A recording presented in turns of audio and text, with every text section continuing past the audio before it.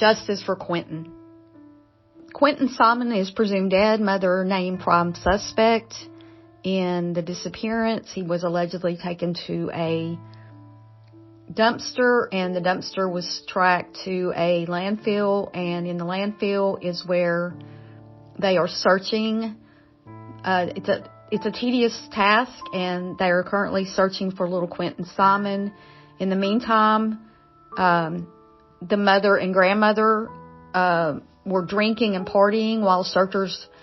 Well, it was at night, so they were done with their search by the time we got news that the mother and grandmother were partying at Stingray's in Savannah, Georgia, and staying at a hotel because people are outside their home. So I'm sure that they're bothered by that, but not bothered enough that they're holed up somewhere praying for the missing child, because they know where the missing child is, according to their own words. And they said from the beginning that he was in a landfill, and now they're searching the landfill while this mother and daughter, grandmother and mother, are out drinking and wanting to get drunk, according to people who were there. I was not there, so I can't prove any of that. I've got pictures from Twitter, and these pictures will also tell you where the pictures came from. This particular picture is from WSAV 3. It says the WSAV investigative unit has learned as federal agents were ending their first day of searching for Quinton Simon in a dump. His mother and grandmother were taking shots and drinking at a popular Tybee Island beach bar. Then Brett Buffington, he's also WSAV reporter. On his Twitter, he says, "We found Billy Joe Howell, Quinton Simon's grandmother, at the hotel across the street from the beach bar this morning. She told Tybee Island police that I was blank, starting to annoy her. Quote, starting to annoy her," end quote.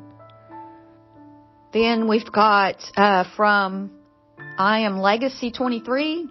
Brooke Butler spoke with the worker at the Tybee Island bar and restaurant where Leilani and Billy Joe were spotted last night. He was able to confirm to her that they were at a restaurant. He said they were being loud and taking shots. Quinton Simon's neighborhood last night.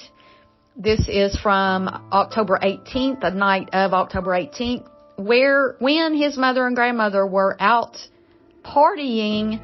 This is what was going on at his home.